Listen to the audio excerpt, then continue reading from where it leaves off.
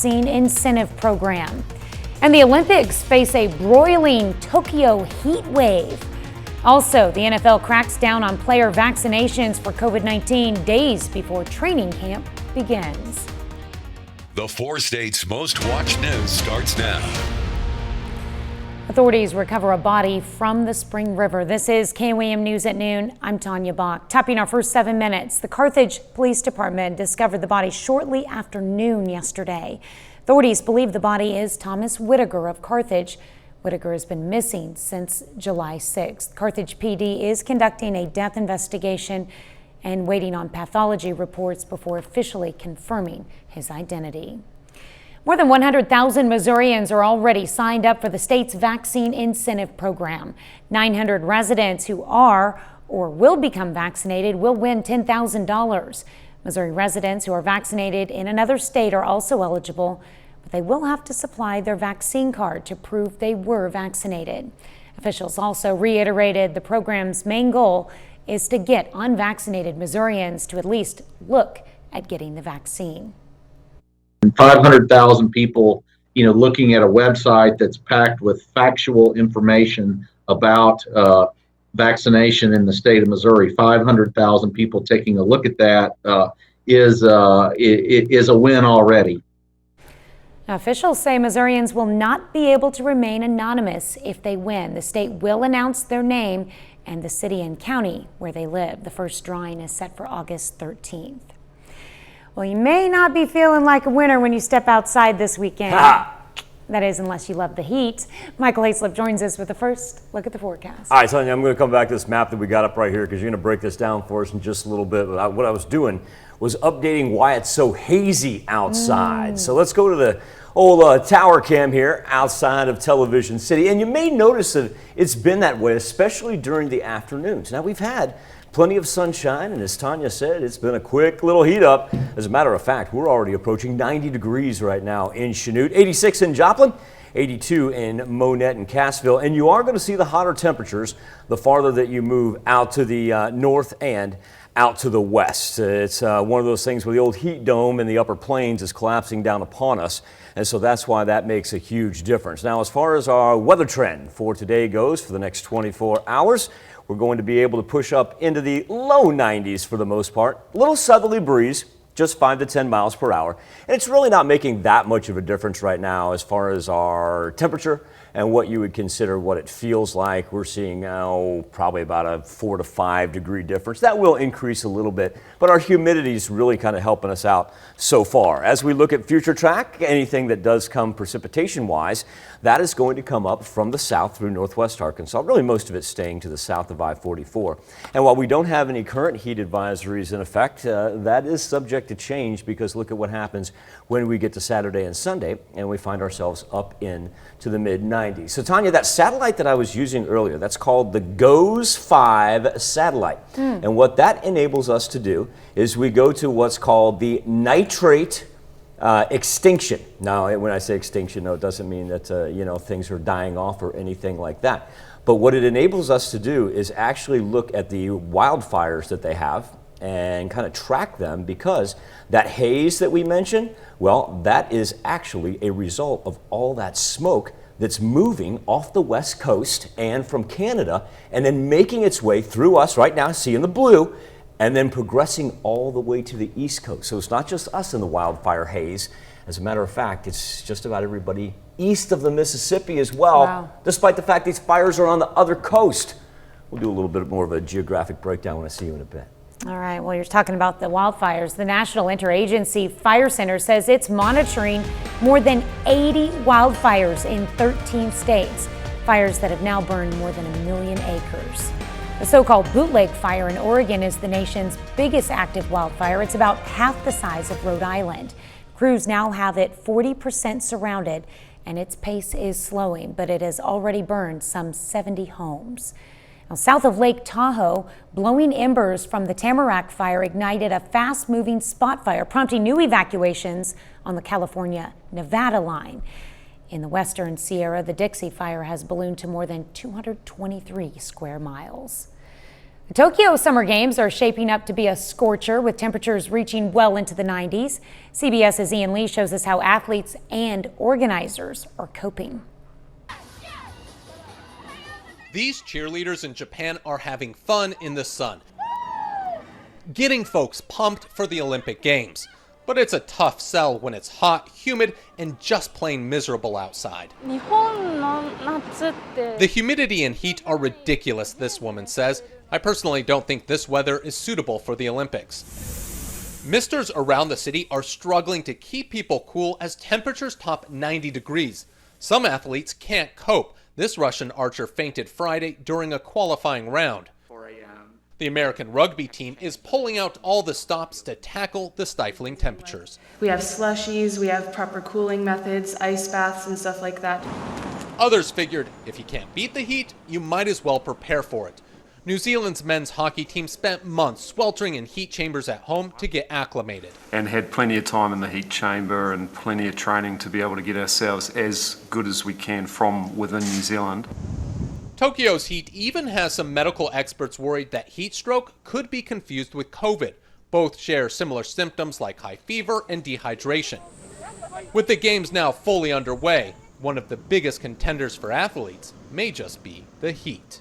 Ian Lee, CBS News. In prior Olympics, athletes would arrive early for training in order to adapt to the climate, but that wasn't the case for the Tokyo Games because of the pandemic. That's a look at today's top stories in weather in our first 7 minutes. Up next on KOAM News at noon, the NFL sends a sharp warning to teams. No play, no pay, in an effort to get more players vaccinated. And later, we're making a secret tempura combo in the Mr. Food Test kitchen. The NFL is cracking down on player vaccinations for COVID-19 just days before training camps begin. In a memo to all 32 teams, Commissioner Roger Goodell said outbreaks among unvaccinated players could cause teams to forfeit games. Those forfeits would carry financial penalties for teams and players. CBS's Dana Jacobson reports on why the NFL is taking such a firm stand. There's Brady's pass. It's Gronkowski. At the end of the 2020 NFL season, the league managed to crown a champion, but getting there wasn't easy. COVID outbreaks among teams forced the league to reschedule several games, which caused logistical and financial headaches. NFL team owners want to have these games played in full and as safely as possible. Jonathan Jones is a CBS Sports NFL insider. He says the league hopes to avoid a repeat of last year, which is why it sent a memo to all 32 teams Thursday, warning that if a COVID spike on a team postpones a game which can't be rescheduled, the team responsible will have to forfeit, shoulder the financial losses, and players on both teams won't get paid. The memo upset several league stars, like All-Pro wide receiver DeAndre Hopkins, who posted, then deleted this tweet. Being put in a position to hurt my team because I don't want to partake in the vaccine is making me question my future in the NFL. He later posted, I got about 9 more years in me. You look at the monetary side of this, and of course it does not benefit the owners to miss out on any of these games. Jones says the NFL memo is proof that owners don't think enough players are protected. You want to be able to deliver on the entire 17-game schedule and then play a full postseason and deliver the product to all of your fans, all of your media partners. Dr. Anthony Fauci told CBS Evening News anchor and managing editor Norah O'Donnell that the NFL is sending a strong message. When an organization as big as the NFL sends a message like that, what do you think that does for other organizations and businesses? I think that gives them the impetus to do the same sort of thing. And I think you're going to be seeing that there will be local mandates, be they from colleges and universities or places of business, that there will be pressures for people to get vaccinated. That was Dana Jacobson reporting. According to the NFL Network, only 14 of the 32 teams, that's less than half, have at least 85% of its players vaccinated. Still to come on the KOAM News at noon, Mr. Food. This is the secret to today's recipe. Stick around to find out what it is and what makes it so special. But first, Michael Hayslip returns with your complete forecast. Probably a good time as we head into a dangerously hot weekend. Just a friendly reminder there, make sure you get the kids and the pets out of the back seat. Check on your neighbors as well, especially if they're elderly, because we are going to get pretty humid here by the time the weekend is over, even though right now, I'd almost say it's just seasonable for this time of year. We've got 86 in Joplin. Chanute, still our clubhouse leader, chiming in at 89, and we'll go 86 as well in Fort Scott, Nevada, and in Miami. We are the recipients of some dry weather. That's not too bad because that really does make a difference as far as what it feels like when you step outside. Even though we have pressed up into the 90s, certainly especially in the western and northern portions of the 4 states, it could be worse. We could have those triple digits up there like we will by the time we get to Sunday. Also of note, you'll notice as we push out to the eastern portion of southwest Missouri, where Mount Vernon and Cassville only have a heat index of 87 compared to Neodesha, it's at 97, 10-degree difference right there, and that'll kind of be a theme here with the heat dome that's dropping down on us. We'll see actually our hotter temperatures up to the north and to the west. A little counterintuitive there because we always want to think that the south is where it's going to be hotter. Clean Skywatch Storm Tracker, we are watching down here in northwest Arkansas because there's some pop-ups that have originated. We're not looking at anything severe. It's very, very disorganized, but those will move from south to north. Also, we need to remind everybody, flood warning extended until Sunday. That's the one bad part about the flood warning for the Osage River. Now, the good part of it is it actually extended into the western portion of the river yesterday. So we've been able to let that expire. It's the Taborville gauge that's still about 3 feet above the flood stage. As we transition up to the north, the purple around KC Metro, that is an excessive heat warning. The orange, a heat advisory. So please know, if you've got a weekend trip up there, it is going to be a tad bit stifling, and eventually those advisories are going to filter down to us. And then as Tanya was telling us about earlier, tons of red flag warnings up through Big Sky Country, and that white that you see, a special weather statement because of the smoke from the wildfires. And this gives you an idea of how NASA tracks this.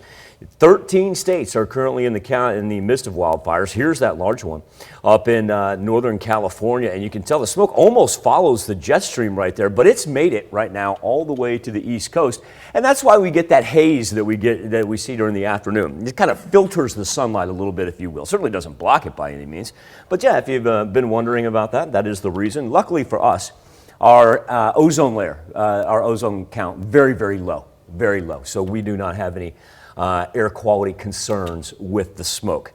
And we do have that low pressure system that has now moved into the Atlantic. Keep our eyes on that over the weekend. Still hasn't matured enough to be a named storm, but that's that interesting one that we've been following as it made its way along the Gulf Coast as a low pressure system. And now conditions get a little bit more conducive for that thing to actually become tropical.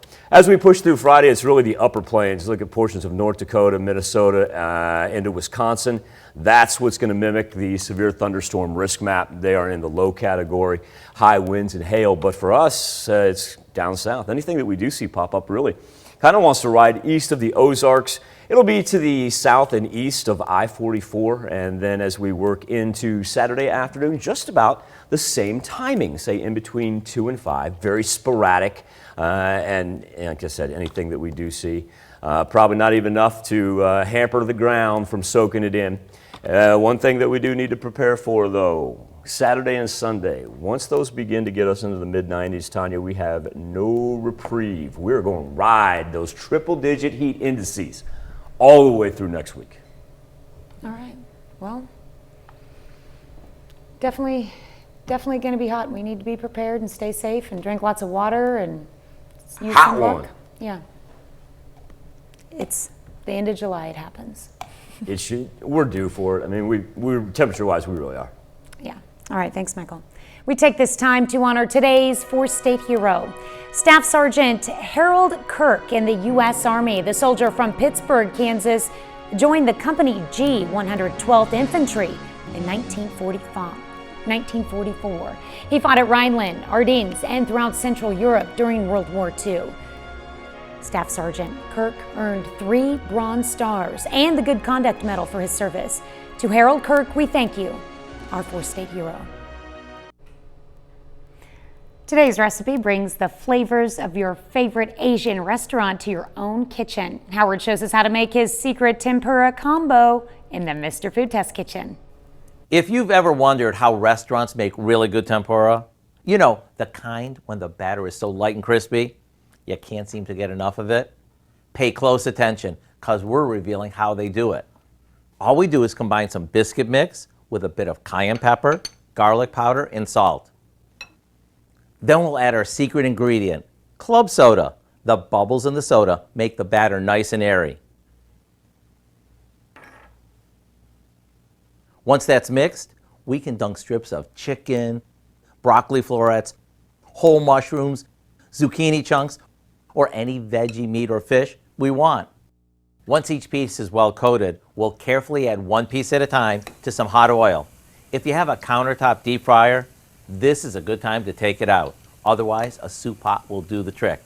Also, you want the oil to be about 350 degrees, because if it's too hot, the batter will burn before the inside cooks through.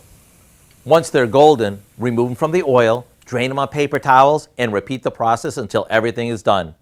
Just look at this breading, light yet crispy. Maybe serve these up with some plum or sweet and sour sauce and dunk away. However you serve these, you can count on everyone loving them. I hope you'll go online to get our recipe for our secret tempura combo so you can enjoy this tasty Asian favorite right at home. I'm Howard in the Mr. Food Test Kitchen, where every day we're looking for an easier way for you to say, ooh, it's so good. You can find this recipe along with a lot more good food from the Mr. Food Test Kitchen online. Just go to our website at KOAMnewsnow.com. Here's a look at our 4-state market prices.